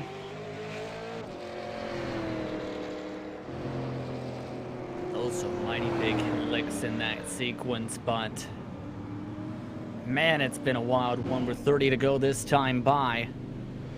Gonna be interesting how Martinsville is going to shape out. Remember, the track that won the fan vote when that gets underway next week. Yeah, that'll be cool. Again, racing for a virtual grandfather clock to throw on top of the computer tower. Get a virtual hot dog at the 0.533 mile paper clip. The only NASCAR track that is still on the circuit that was originally on NASCAR's schedule. Such a historic and wild track. One with a lot of great racing and a fan favorite. But to hit on to what said by some of our fans, this is playing straight into Shaw's hands right now. The way these cautions are bringing cautions. If they keep fighting for second on back, there's a chance he can keep on holding on the way this is progressing.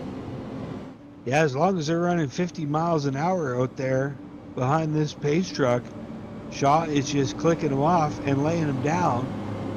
And the more cautions, the less restarts he's going to have to deal with the 4 fresh tires of Cole Tim, or 4 fresher tires of Cole Tim. So again, that contact earlier in the race that knocked Shaw into the upper groove while he was racing inside the top 5, that could have been what puts him in a position to claim his second win in a row.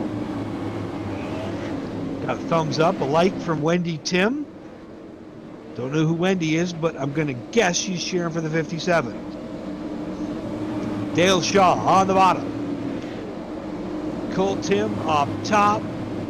Jade Franklin, Jordan Lawrence, row 2. Trayton Lapsevich and the Road Warrior in row 3. Shaw, getting up and go down into 1. He'll take command. A car length and a half over Cole Tim. Franklin files into line in 3rd. Lawrence will squeeze to the bottom in 4th. Then it's Gressel in 5th. Lapsevich 6th. And I believe that's Tyler DiVincenzo up into 7th now. So a good run by the 97. 8th, the 3 of Shea Gemmel. Oh, we got one. Franklin off the nose of Lawrence. And we just wrecked a bunch of good race cars. Nagy, Dyson, Gibbons.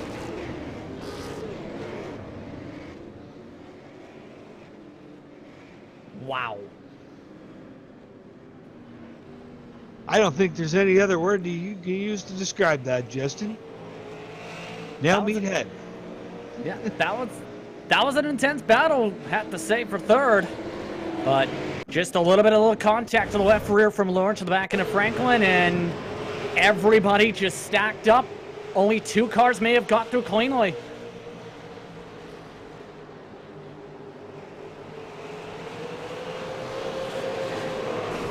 Wow. Oh, Gressel took a severe hit. Nagy took a couple.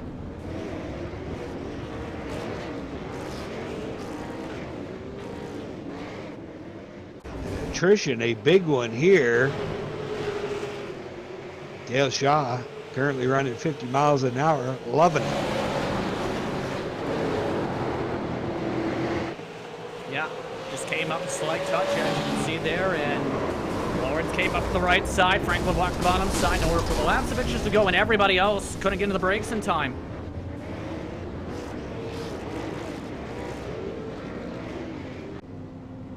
Now it's gonna get interesting who finishes in that third position here, because only 2 cars, remember, Sean and Tim, were not involved in that.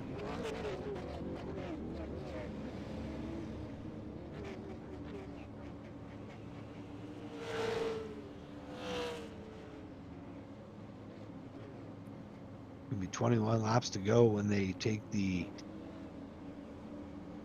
cross under the flag stand this time by.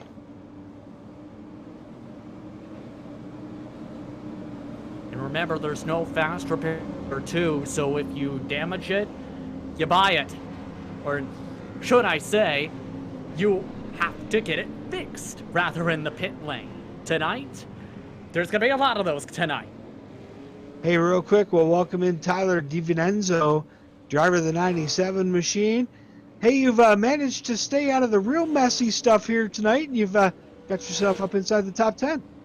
Yeah, some of these wrecks have worked out in my favor so far. A few of them I net coded through. That last wreck, you know, we're pretty tangled up, but our RPM's so good, so hopefully we can get going from here. What, at the end of the night, what would be a successful evening for you? Honestly, a top 5 would be my goal for the end of the night. Good stuff. Tyler DiVincenzo, you guys are getting set to go. We'll let you go. Thanks for joining us.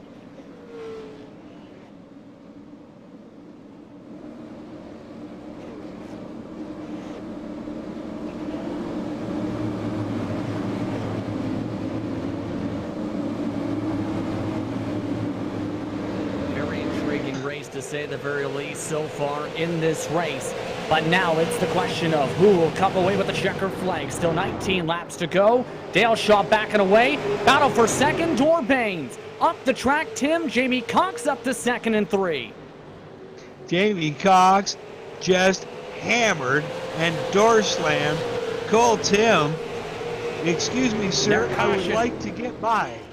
And everyone Dorbaning once more. Gibbons and Sims this time triggered. A couple others also had slammed the wall just as the caution came out, including Jordan House, who is expected to be great tonight and is right on the top 6.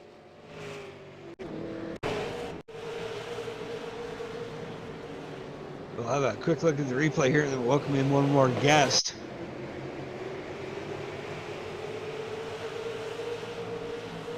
Gibbons down into 3 and 4. They checked up in front of him. He checked up. Sim didn't quite check up enough. Got Gibbons loose, finished him off, and then got hammered by De La Riva. Welcome in Jamie Dyson, driver of the 11 machine. You're a contender now, my friend. I don't know if I'd say that. I think I'm just here by the fact of everybody else is not driving very smart tonight. Wow, how important has it been to stay out of this stuff? Or can you put a finger on what's causing it all? I just don't think there's a lot of give and take out there. There's a tight track. It's hard to drive. It's fast, but you just got to be careful and give some guys a little bit of room. I just don't think there's a whole lot of that tonight. I've been lucky to avoid some of it. I was caught up early, but I've just been waiting out and biding my time now, and luckily I'm in a decent spot here at the end. Hey, you made a couple trips to pit road, but your hot rod's still running, a top 5 spot right now. What do you got to do to bring it home here? Yeah, I mean, I would actually rather be 5th on the inside here, but I picked up a spot on that last restart, but that's okay. Got to welcome in our new sponsor on the car this week, Douglas Window and Door. We're running a new primary sponsor there tonight, so welcome them. I heard they're watching the broadcast, so welcome to the JRD Motorsports team, to Douglas Window and Door. Good stuff. We know everybody was talking about being loose all week, all night earlier tonight. The sun has set. The track's cooled off. There's a lot more rubber on it. How much is it tightened up? Tell us what you're feeling behind the wheel. Yeah, honestly, our first practice, the first little bit of each practice we've done have been very, very loose. But this track is really tight now. It's just plowing in the middle for me. I can't keep it on right on the yellow line where I want to keep it. But everybody's out here driving the same setup, same elements, so it is what it is. But yeah, it's tightened up a lot from earlier in the day. What do you think of this track? What does it remind you of? Well, this track, it's fast. It's really fast. I don't know if it's comparable to anywhere up here that the guys race at. It's really fast. But yeah, I would say there's a comparison to up here in Canada. Good stuff. Well, you guys got to get set to go back green. We'll wish you luck and see if you can close it out here. Thanks, guys. Jamie Dyson starting in the 4th position for this restart with that brand new sponsor looking to impress them. Yes, the car's got damage, but right now it's the question of who can battle with Dale Shaw on the start. And another guy whose name we haven't called too often up in his 6 now, Jordan House in the 8 machine. Beat main winner last time out. Off turn 4 they come. Shaw gets the jump. He'll pull out front. From the high groove, your leader down into 1 and 2, the 83 machine. Cox goes second. Breathing down the inside's Cole Tim. Tim takes the charge to the bottom. Can't get it done. He'll tuck back in line. Caution. Tim. Couple more cars around to the racetrack, Jamie, already in the back of the field. More 3-4 wide, and Jamie Dyson just said it. Not a lot of give and take, or rather there's a lot of take and little give. There was little give off that start where there was 3-4 wide in turn 1.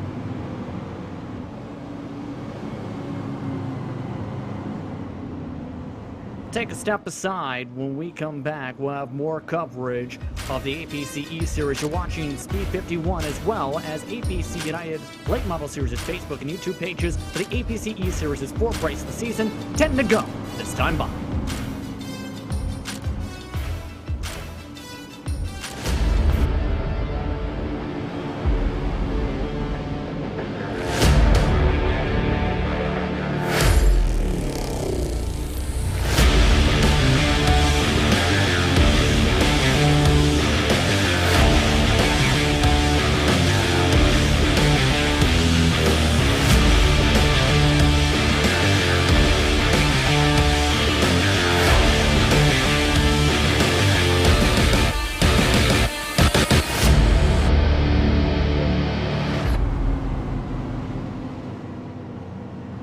Let me burn off some fuel here, Brody. Welcome in Jordan House to the broadcast booth, driving the 8 machine. A top 5 finish at USA Speedway in race number 1, but struggled since then. But we put the call out to you. You're a factor here this evening, my friend. Tell us about the ride in the 8 machine. Yeah, I've just been hanging in here, get track position where I can. We got caught up in a wreck early in the race, and we're down a little bit of RPM right now, so I'm struggling hanging in. Got some damage I'm trying to deal with, but right now we're just riding around.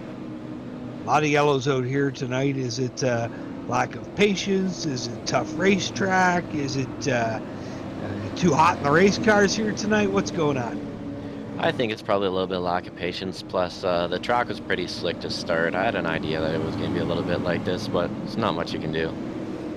Has your car tightened up at all now that the sun's gone down? Yeah, it snugged up really good before the last caution. We were a couple cautions ago, I guess, and I caught some right front damage. So now I'm really tight to the point where it's more than just a racetrack affecting it. What do you got to do to close out the deal tonight? You got anything for those front guys? I don't think so. I'm just trying to ride around and keep this thing in one piece for the rest of it. Jordan House joining us in the broadcast booth as we get set for the restart here. House right now trying to buckle on in for what should be a very wild start here, Jamie.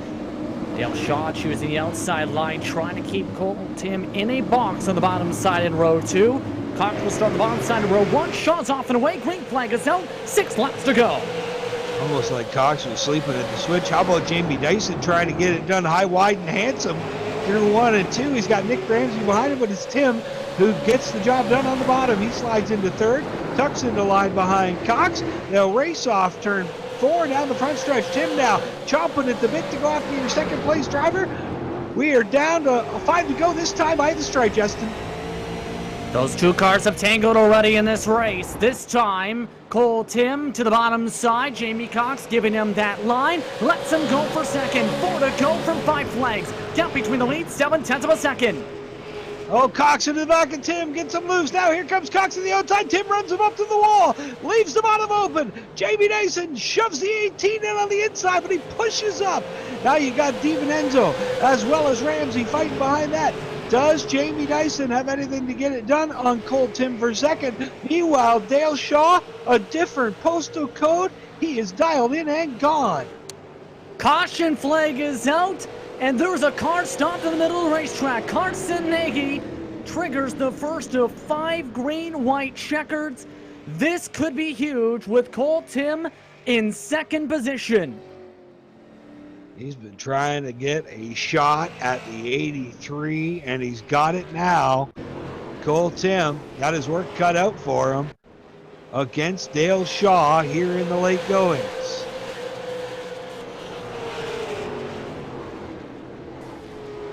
And you can see just made a mistake off turn 4, took the whole entire front stretch until that car bobbled around. A couple other cars hit the wall. Then Nagy puts it into the inside wall for good measure and crushes the nose in some more.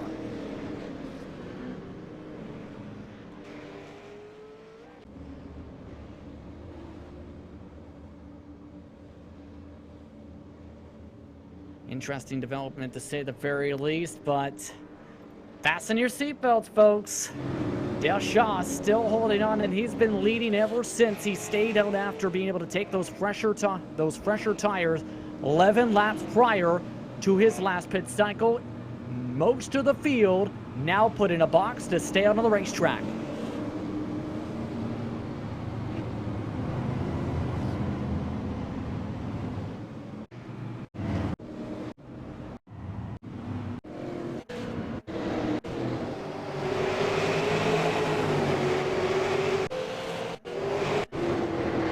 Cars filed behind the iRacing official pace truck right now. They're still discussing how they'll do the start. Let's take a look at what happened, though, in the fight between Jamie Cox and Cole Tim here, Jamie, because these two are scrapping pretty hard. Cox lets him go, then gives him a bump. Got him a little loose and went to go to the outside. Tim just kind of squeezed him high. Jamie Dyson tried to pile it in there. You can see, as he was talking about in that interview a couple of cautions ago, just how much that car was pushing in the middle, and you get DiVincenzo holding off Nick Ramsey. As Ramsey trying to put the finishing runs on a decent outing.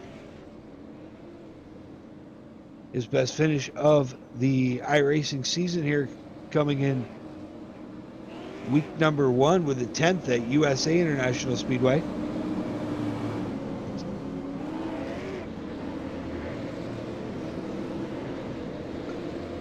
Dale Shaw and Cole Tim again. Tim, fresher tires. Jamie Dyson, he's admitted that car is some beat up right now.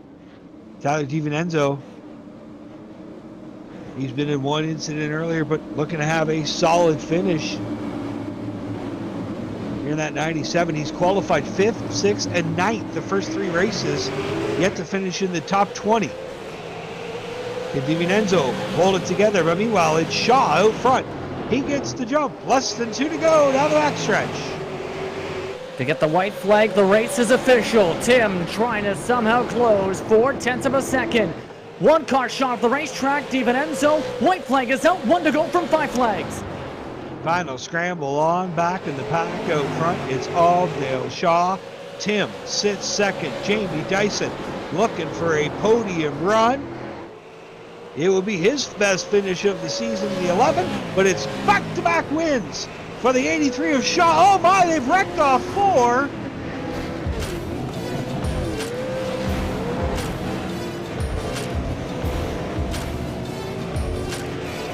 I'd tell you who's involved, but it's probably a shorter list to tell you who wasn't involved. A couple drivers crossing the start-finish line, Ricky Bobby style. Wow. I think that's all you can really say. You had cars going backwards to flipped.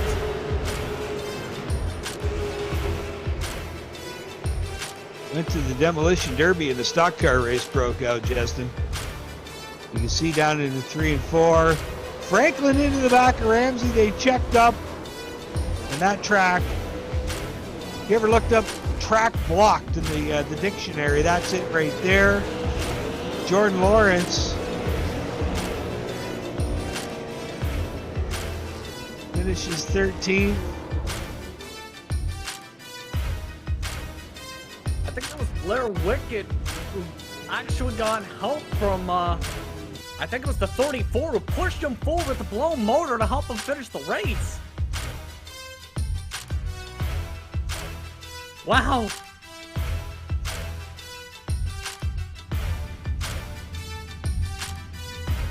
So, unofficial race results for those tuning in. Dale Shaw, Cole Tim, Jamie Dyson, Ray Morneau, Ryan Dyson, the top 5. Jordan Helson, P6, with Lockwood, DiVincenzo, Ramsey, Franklin, the top 10. Trevor Culver, 11. Tom Gibbons in 12. Joe Lawrence, 13th, with Ramsey in 14. Jamie Cox, 15th. Del Riva in 16th spot. Rest of the drivers with bumps and bruises. Sims, Trayden Lapsevich, Blair Wickett, Mike Bentley, Adam Gresham, along with Carson Nagy, Kaden Lapsevich, Joshua Stotty, Rick Burbridge, Jamie Grover, Hudson Nagy, and Spencer Walt round out the 28 cars in a wild one tonight, Jamie. But Dale Shaw conquered them all. He did. Dale Shaw, Trayton led for a while, you led for a while, but that pace truck led more laps than both of you.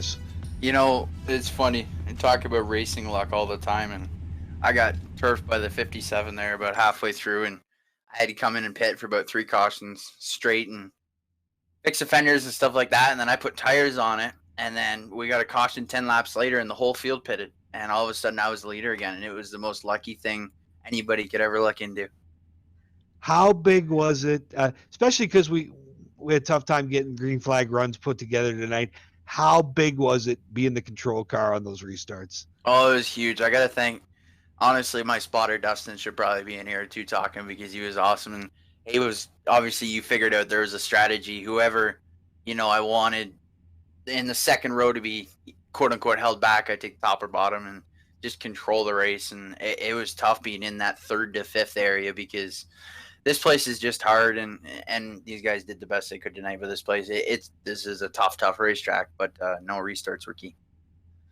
Even when you spend a lot of restarts early in the race, in the middle of that 2nd through 8th range, it seemed like if you were starting 3rd or 5th or 7th, at least you had a fighting chance. But if you're on the outside, man, you were at everybody else's mercy. Well, it was kind of funny because there was one restart where I actually got from, I think it was 6th to 3rd maybe on the top on a restart. So it all depended on which line went. Like if the guy in 2nd got a good restart, 6th and 4th had a fighting chance. But if the guy in 2nd didn't go, you were out to sail. But you guys probably didn't get to catch a lot of it. But when I was coming up through the 20th to 15th, I actually went around the outside of most of those guys. So it was actually a lot of fun. Is that a case where everybody's just fighting for the bottom?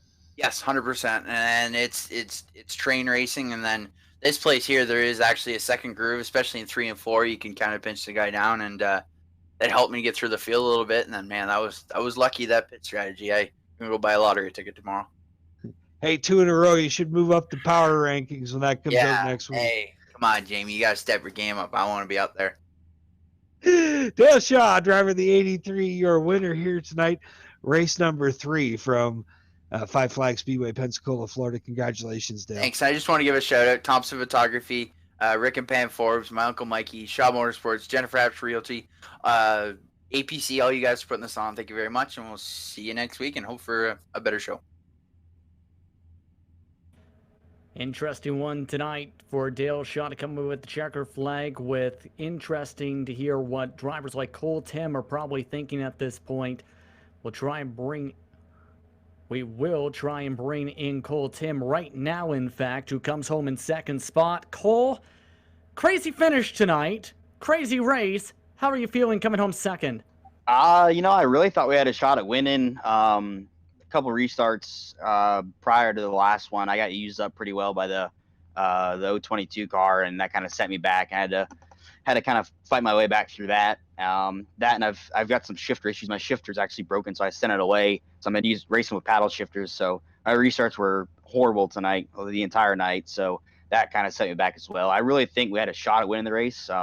Actually, one of my fastest laps of the race was one of my last laps. So it's a shame, but it's one of my best finishes, or it is my best finish of the series. So, I'll take what I can get and come back next week and fight a little harder. There was a lot of bumping and banging in some points, especially when there was the mix of strategies. How difficult was it to try and get yourself up to the second position, especially with the caution precautions that popped up at times tonight?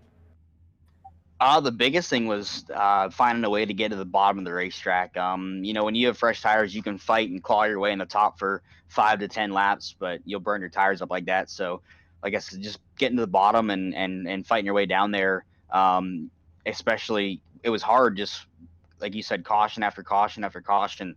So, most of the times if you're on the top, you're going to get stuck on the top for multiple cautions unless something happens. So you just had to really fight. And then with so many cautions, like I said, just my restarts being so bad, it really didn't allow me much opportunity to gain on anyone. I was kind of always stuck in this little bubble where it was either we had to have a long green flag run for me to advance myself, or I had to almost give up a spot to get myself back down to the bottom. Before tonight, I want to ask this. What was your experiences, if any, at Five Flags, whether it's in real world or in the sim world? So I've run quite a few races here on iRacing, but I've raced one snowball derby, and I've attempted one. I attempted twice, made once, and I got wrecked in the last chance race on the other one. So I've got quite a few laps around the place. It's one of my favorite racetracks. It's unique. It's different. It's super fast. It's a old kind of worn out racetrack, which I seem to really like. But it's one of my favorite racetracks for sure. How much did that real world experience really help you on the sim tonight? Or I should say, how much did that help you overall? It helped me a little bit. The sim is definitely different. Lines are different. Cars drive different, with it being a fixed setup. So you kind of you can't really take that real world line and convert it into a race where the cars all have the same setup. You kind of have to move your car around to find which line best fits the race car. So the line we ended up running was a little bit different. You could drive it in a little bit harder into 3 than you could in real life, but overall it was fairly similar to the same old Five Flags Speedway that they race at in real life. Next race is scheduled for Martinsville. Was a fan vote. Your thoughts on Martinsville? I'm not a huge fan of Martinsville, but it's kind of not my deal to figure out where we race, and certainly not my job to race at only the racetracks I'm good at or the racetracks that I like. So we'll go to Martinsville next week. We'll race as hard as we can. I'm sure it'll be a good race. I'm sure we'll get a lot of cars. Hopefully we can get a little bit more green flag racing. As much as a bull ring as Martinsville is, I think with it being no banking and kind of a little bit more of a racier racetrack, I think it'll be a good show. Anyone you want to thank before I let you go? Just Saks Underwear Company, Off Axis Paint, and that's about it. Thanks to APC for putting this deal on. While a lot of us don't really have anything to do, and thanks for all the fans and everyone that's watching. Congratulations on the top 2 finish tonight. Good job. Thank you. That was Cole Tim coming home in second tonight. Jamie standing by with, Jamie Dyson. Yeah, welcome and driver of the number 11 machine. You are a survivor tonight, my friend. Yeah, I think I just talked to you guys, didn't I? You did. You told us how easy it was going to be, then you went out and did it. Yeah, apparently. But tonight was a bit of a rough one. Not a whole lot of give and take out there, but I got caught up early, but stayed out of it to the end and was rewarded with a 3rd place finish. I don't know if I deserved it, but I'll take it. Hey, a couple top 10s for you now, a top 5. This iRacing thing, you might have a future in this racing deal. Well, I don't know about that. I just out here have some fun, race with the guys here. We're missing the real racetrack right now, working with the APC series, so it's fun to get out here, chat with all the guys, and see them as much as we can without actually seeing them. How pumped are you about next week? Obviously, the fans have spoken. Pretty cool that we did a fan vote in the first place and let them decide where we're racing. Yeah, we thought that'd be kind of cool. The fans have been awesome so far. Something around 100,000 views for the first 3 events combined, with live views and rebroadcasts. So it's the fans have been involved right from the start, and they've given us a reason to keep this going. So give them a say, and they picked Martinsville, which I'm happy with. I like Martinsville. Martinsville's a good track for me, so we'll see if I can improve on this third tonight. But yeah, no, Martinsville should be fun. I hope we get a little bit more give and take. I think should be a little better because Martinsville, it's a slower track, so you got to be a little bit more careful there. You get to work closely with the APC folks. Obviously, you're an employee there as well. Tell us a little bit about how the series and you guys at work have embraced what we've got going on here. Well, yeah, this was an idea worked up at APC there. Luke mentioned it one day, and Ryan and I had thoughts before. So we just kind of, in a very short period of time, got put together, and here we are, 100,000 views later after week 3, and it's going really well. It's cool. It's fun working it. It's really it's no different for what Ryan and I do on a week-to-week basis for the real series. Just we don't go to the real track, so. It's awesome, and 3-9 Productions, and you guys have been doing a great job with the broadcast. So yeah, it's been awesome. I know you got a lot of people you want to thank for helping you guys out. Yeah, just before I thank anybody here, I gotta say congrats to Dale on the win. He did a hell of a job again. And then I also gotta apologize. I guess I got into the 97D there, Tyler, and kind of pushed him up the track there on the green white checkered. So I gotta apologize to him. I really didn't mean to do that. I don't want to race anybody like that, so apologize to him. But yeah, I got to thank all our sponsors, the JRD Motorsports sponsors, APC Auto Parts Centers. Got to thank our new sponsor, Douglas Window and Door, McMaster Chev, 2020 Insurance, Frank and Gus Pizza, Lucas Oil, and everybody else who helps out on the car, all our crew at the real track. Without those guys, none of this would be possible. Appreciate you joining us, and congratulations on a big third place finish, Jamie. Thanks, guys, and thanks for doing a great job again. Jamie Dyson, your third place finisher here at Five Flags Speedway, Pensacola, Florida. And Justin, a lot of caution laps, but when they got racing, man, the action was great. The finish was dramatic. We had track position, we had tires, we had cars upside down, we had guys crossing the start-finish line backwards and almost upside down. Yeah, when drivers mentioned they expected a lot of good racing tonight and a lot of good battles, I don't think they were expecting the battle to see who can finish backwards or get help getting pushed backwards in some cases with the stack up. But in all seriousness, it was a race where there was a lot of attrition, yes, but in the end, I think the cleanest drivers prevailed tonight, the ones who were able to keep their car the cleanest and have the most speed by the checkered flag. Dale Shaw is that man who won tonight's race for a second straight. So 4 races into the tour, 2 wins for Caden Lapswich, 2 wins for Dale Shaw now in a row. Of course, week number 5 next week, Martinsville, Virginia Speedway, where we'll be racing for the Virtual Godfather Clock and eating virtual hot dogs. That's next Thursday night at 8 o'clock. Jamie Maudsley, voice of the APC series, alongside with Justin Prince. Thank you very much for joining us here this evening. I'd just like to put a big shout out to our producer Brad for all the great work that he does.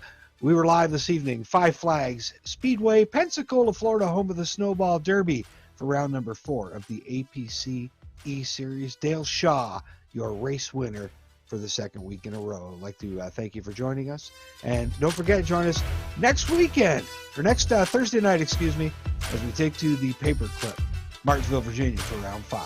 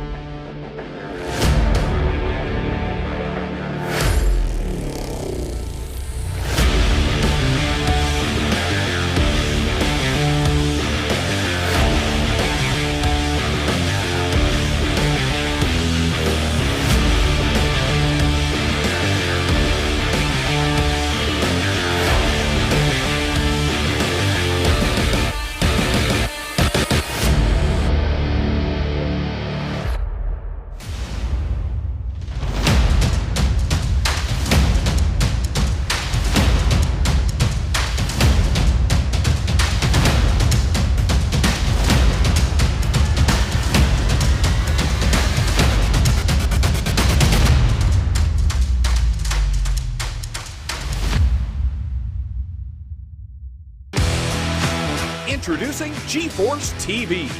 GeForceTV.net is your new source for action overload. Featuring free live programming year-round and countless hours of on-demand video, GeForce TV will be your first stop whenever you want to see the latest and hottest racing action. See live Friday Night Excitement weekly from Washougal Speedway, and watch the stars of tomorrow make a name for themselves during Thursday night's live microsprint racing. GeForce TV is also the new home for Rivals Race Chat. Watch weekly as Clinton Jeffrey and Adam Ross discuss all the hot topics in the world of motorsports. For iRacing fans, GeForce TV has you covered with hours of live broadcasting from Rivals and GeForce TV racing leagues. GeForce TV promises to deliver motorsports, eSports, and action sports you want to see, along with talk shows and vlogs to keep you connected to the lifestyle you love. Visit GeForceTV.net today to subscribe for free. Sit back, hold on, and feel the G's on GeForce TV.